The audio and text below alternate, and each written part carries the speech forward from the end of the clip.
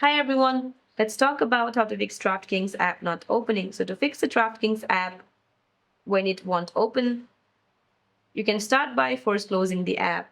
Just open your DraftKings app, and when you find some kind of issue going on with the app or it's not even opening, just swipe from the bottom of your screen, then swipe it up again, then switch off your phone and completely restart it to clear temporary system glitches. Then reopen the DraftKings app. Now the next what you can do is update the app. Just go to your device's App Store or Google Play Store, then find DraftKings.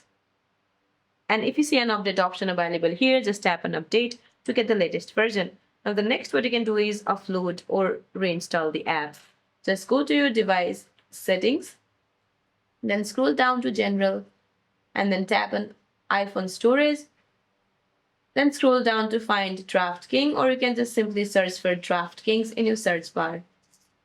Then tap offload app and then immediately reinstall it again. So that's it for this video, guys. I hope this video is helpful. See you in my next one.